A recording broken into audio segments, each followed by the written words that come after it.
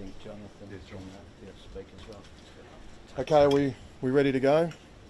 Morning everyone, Joe Buffoni from the National Emergency Management Agency. I'm one of the Deputy Coordinator Generals here. Welcome to the national situation where we have just briefed the Prime Minister on the current situation from a national perspective. The Bureau has briefed him, ADF has briefed him, the NEMA has briefed him, and we've also briefed on recovery matters that we're preparing for. I think what we've seen here is the positive aspect of the preparedness that has gone ahead of this.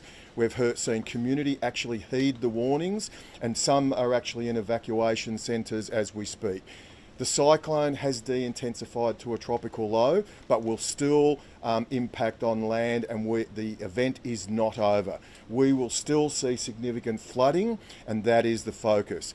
There are power outages and telecommunication outages that everybody is focused on to actually restore services as quickly as possible, but that will take some time. So I think a key message here will be, please avoid floodwaters. Sadly, there is someone missing and there's a search and rescue operation underway, but if I could just ask all community members to please avoid floodwaters, do not drive through them, because that means that emergency services then have to then go and try to either rescue or find them, which takes resources away from other really important things. So I'd now like to welcome the PM, and thanks PM. Well, thanks very much, Joe, and thanks. After I speak, we'll hear from Rear Admiral Jonathan Early, who's taken responsibility for the defence response as well here in the National Situation Room. Millions of people are waiting for landfall on the mainland. We are well prepared. I do want to acknowledge the work that Queenslanders and Northern New South Wales residents have undertaken to be ready. They have responded to the requests, have prepared over recent days, and a shout out as well to the extraordinary work of the volunteers, police and emergency services, everyone involved at different levels of government, and of course the members of our Australian Defence Force. I do want to acknowledge as well that many of the people who are providing support, including ADF personnel, have themselves family and close friends who are directly in the path of this extreme weather event. Right now, very clearly, we need to stick together and continue to look after each other. The impacts are already being felt, and there is worse to come in the hours ahead. We must remain vigilant. This is a very serious weather event. Please do not go outside if that is at your location, the advice which is there. Stay out of flood waters. Do not risk it. These winds are dangerous as well, and be conscious of the fact that debris can fall and can cause serious harm. We've done the preparation with you and will be with you through this. That's the message of my government. We have your back, and we have it in partnership with the different levels of government, with civil society that we're working through, but with all of you as well, who are working so hard to protect your families, your local communities, and to get through this. At the worst of times, we are seeing once again the best of the Australian character. We continue to see that in both Queensland and Northern New South Wales. Just some key facts to run through. Ex-tropical Cyclone Alfred crossed the Moreton Bay Islands in the early hours of this morning as a Category 1 cyclone. Ex-tropical Cyclone Alfred has been downgraded to a tropical low and is sitting off the coast. Latest modelling indicates it will cross the mainland over the next few hours. Now, while it has been downgraded, very serious risks remain. So it is important that people do not take this downgrading as a reason for complacency. Its impact will be serious and will intensify over coming hours and indeed over coming days. It will still bring strong winds, heavy rain, flooding and dangerous conditions across southeast Queensland and northeast New South Wales over this weekend and in the days beyond. Now is the time to remain alert, stay inside and look after each other. Remain safe in your home unless you've been advised to evacuate. Look after your children. Flooding is our major concern, particularly in that area in the southern part of Queensland and in northern New South Wales. We have grave concerns for a man missing in floodwaters. Police are doing an incredible job continuing that search. The advice remains, if it's flooded, forget it. If it's flooded, forget it. We can't emphasise that too much. There are a number of areas across Queensland and New South Wales where people are being asked to evacuate. It's important that if the SES advise you to evacuate by a certain time, you do so. To not do so means a doubling up of personnel and indeed presents a risk to those people trying to assist people in these regions. Defence Force personnel are on the ground and have been assisting in preparation. Aerial assets are on standby to assist with 2 light utility helicopters to support recovery in Queensland, as well as assets in Coffs Harbour and Bundaberg. Please continue to stay up to date with the latest advice via the Disaster QLD website, the New South Wales SES website, the BOM Bureau of Meteorology website, and through your local ABC radio station. We know that there are reports of significant power outages with more than 250,000 homes without power. 6 generators are being loaded and are now on their way from the national stockpile to Lismore via road. So that will take time to get these generators there. There are also mobile and telecommunications outages across Queensland and New South Wales. At the moment, the advice is there are several communities with no access because of power outages. State emergency services are aware and are working urgently with energy companies and telcos to restore services. Many of Service Australia's centres in Queensland and New South Wales are closed, but people can complete their business online or by calling their regular payment line. Be prepared and download and set up the MyGab app on your mobile device. The government, of course, stands ready to activate disaster payments for both South East Queensland and New South Wales, and I saw firsthand in the visit to the services headquarters here in Tuggeranong yesterday that was the case. We will continue to do everything that we can to provide assistance at what is a very difficult time for people in these communities. That will include not just physical support, but quite clearly there will be, I think, a lasting mental health issues as a result of this.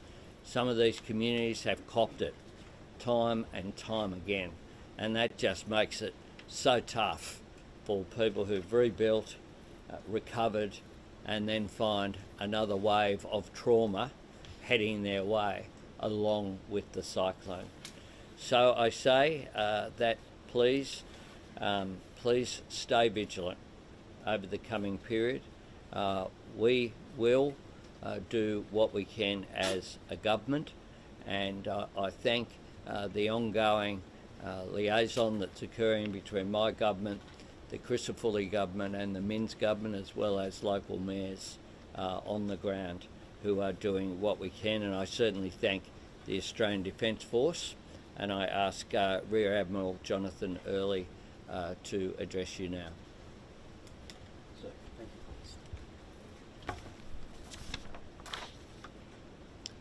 Good morning, everyone. As mentioned by the Prime Minister, my name is Rear Admiral Jonathan Early, and I'm here to provide an update on Defence's contributions to the response to Tropical Cyclone Alfred. The Australian Defence Force continues to work very closely with the National Emergency Management Agency, the Queensland and New South Wales governments and emergency authorities in Queensland and New South Wales to support the planning and response to Tropical Cyclone Alfred. While the state governments remain the primary responders, Defence is ready and prepared to support communities as requested by the government. As of 8 o'clock this morning, Defence has supported a number of requests, including the provision of over 300,000 sandbags to Queensland. We have 60 ADF personnel and 30 high clearance vehicles that have already been pre-positioned in Queensland to support police and SES volunteers as we move into the recovery phase. We've also provided 120 ADF personnel and 30 high clearance vehicles in northern New South Wales. They're there now to assist the local SES. They are supporting the local SES through door knocking, as well as conducting welfare checks on the vulnerable members of that community. They'll continue to support the SES with road clearance, sandbagging, clearing access to critical infrastructure, damage assessments, and also essential services. So to date, Defence has contributions totalling more than 190 Defence personnel, and as mentioned, 30 high clearance vehicles afforded and apportioned to each state to support the ongoing efforts in disaster relief operations. In terms of rotary wing assets, as mentioned by the Prime Minister, we have 2 search and rescue capable aircraft ready to go now, and we'll also have medium lift helicopter capabilities that'll be ready to fly as of tomorrow, subject to weather. So to conclude, the ADF stands ready to provide further support through high clearance vehicles, rotary wing support, and additional personnel to work alongside the state disaster centres of both states to bolster police and emergency service resources to access affected areas in order to support those communities most in need. Thank you.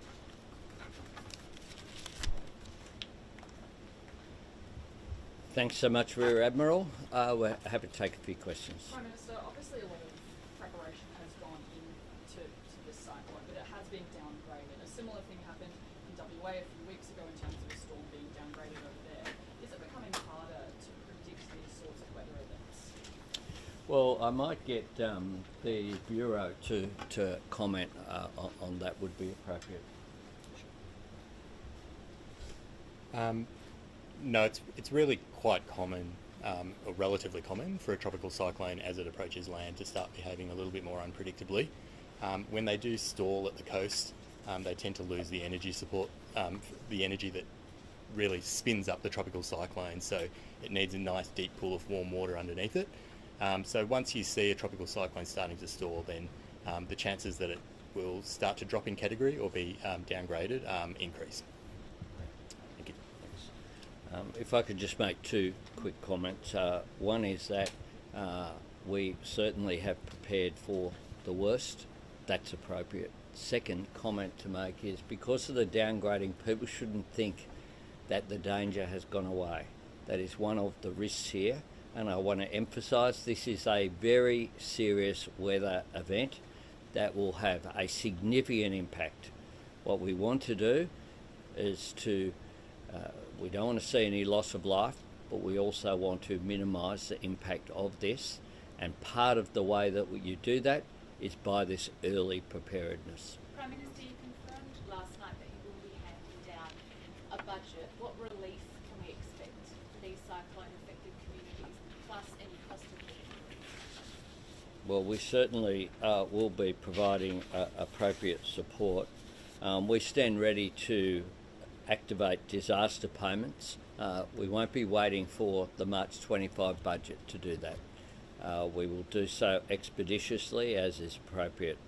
The Australian Government disaster recovery payment is a one-off payment of $1,000 per adult and $400 for child for people who've been badly affected by the disaster and need immediate help. Need that immediate assistance. That is activated 40 hours after the initial impact.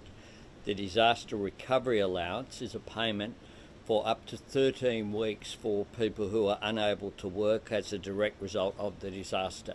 That is, their businesses have been shut down where they work, so they're therefore unable to do so, or their workplace might be closed, and that's paid through Centrelink.